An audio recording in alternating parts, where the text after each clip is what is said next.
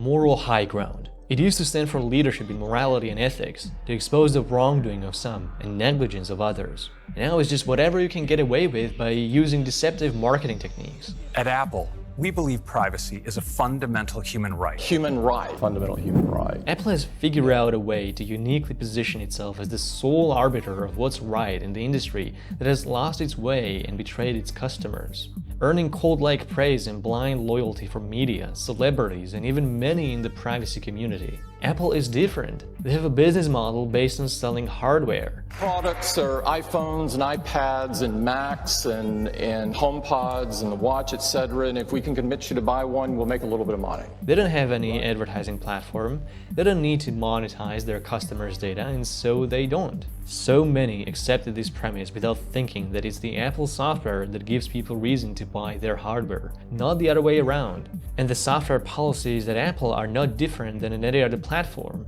And despite cleverly thought out PR stunts bashing other companies for monetizing their services with targeted ads and trackers, Apple has always benefited and participated in the exact same tracking and targeting to the full extent of their capacity. You're not protecting him from being tracked by Google, are you? Or if he has any kind of Chrome sign-in, or unless he's opted out of absolutely everything, it's weird that the commercial makes it seem that everything you do on your iPhone is different than the things you would do on your other computing devices. Everybody jumps on board to praise Apple for any incremental change they implement to supposedly protect user privacy, even though all of these changes always come in a way where they fundamentally don't have an impact. The most deceptive line Apple argues is that they are a privacy alternative to all the other products on the market. You are not our product. We're not going to traffic in your personal life. And it's frustrating to see so many in the privacy community get totally hooked on this rhetoric. But believing and spreading this deception is actively harming people. In their marketing materials, Apple portrays its products as if they treated your data in a fundamentally different way. What happens on your iPhone stays on your iPhone.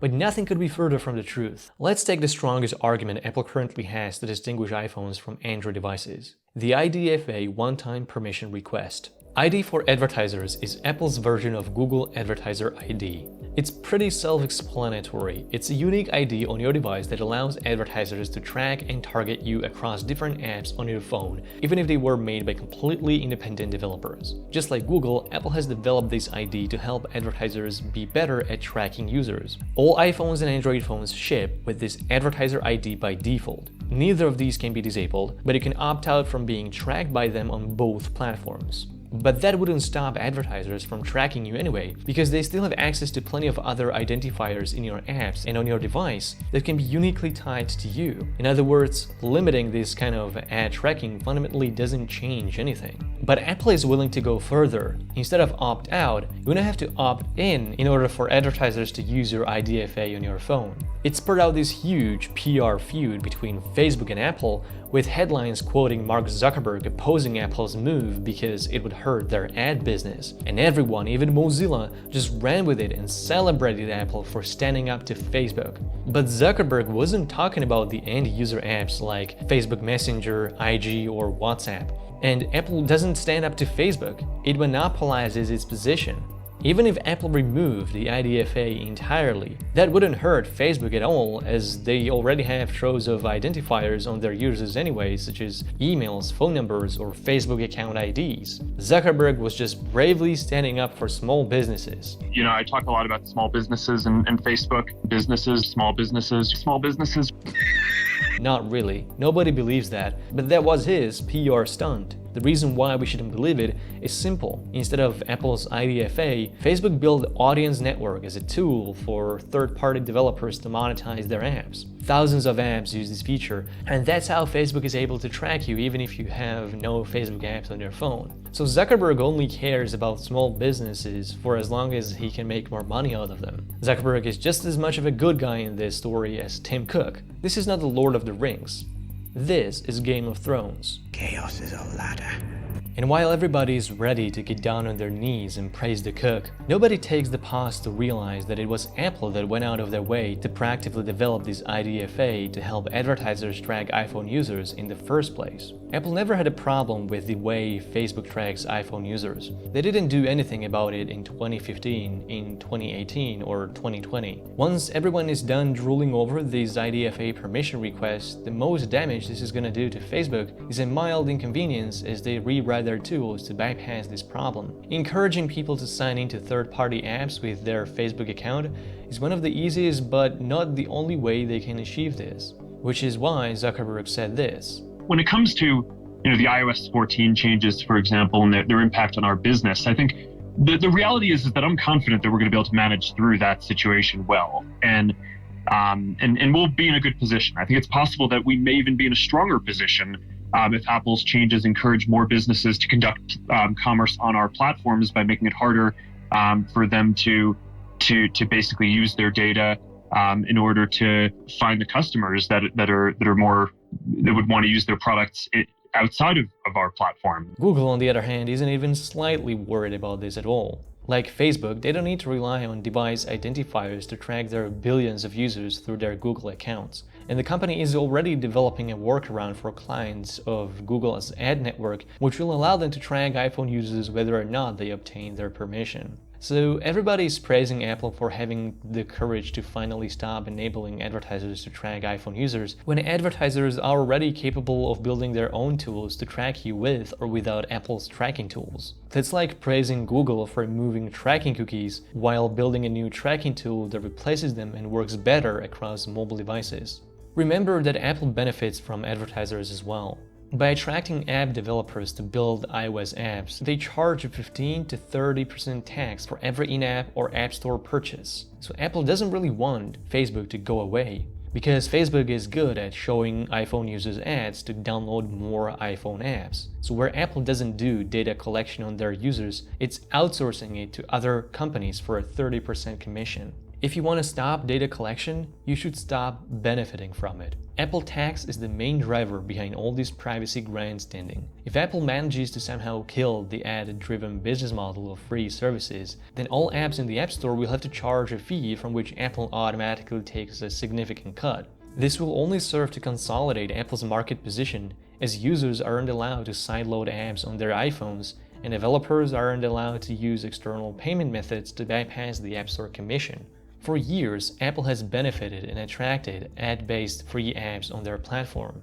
And once they're all hooked inside the ecosystem, Apple could force everyone to start charging. In whichever direction the future goes, Apple has a way to monetize their way out of it. For the upper middle class Western audience, this may not be a problem, but for the rest of the world that struggles to make a living due to pandemic economic crisis, not everyone is able to pay to participate. And for some, paying with their data is the only way. You may not like it and it's not fair, but it should be for the end user to decide what's good for them rather than for a centralized corporation to make decisions on behalf of everyone. I really like this quote. If a business is built on misleading users, on data exploitation, on choices that are no choices at all, then it does not deserve our praise. It deserves reform. You know who said that?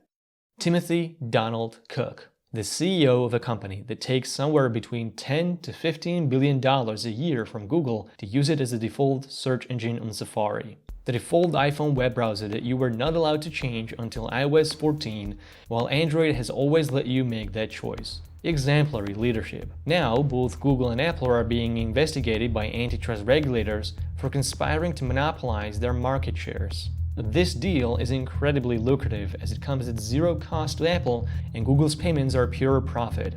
They make up to a fifth of Apple's global profits. That's been enough to make Apple not think about creating their own search engine until antitrust authorities began threatening the multi-billion-dollar bags of cash. You see, Apple loves watching as Google and Facebook or other advertisers violate the privacy of iPhone users as long as they can make a ton of money. We could make a ton of money if we monetized our customer. If our customer was our product, we could make a ton of money. We've elected not to do that. Instead, they've elected to outsource this business to other companies to do it on their behalf. For years, Apple had a secret deal with Facebook to access user data without their explicit consent. This was a decade-long data-sharing partnership that Facebook reached with at least 60 device makers. Facebook allowed them to access data of Facebook users and their friends, even those that denied permissions to share their information with third parties. Since 2011, Facebook has been bound by a consent decree to prevent the company from overriding users' privacy settings.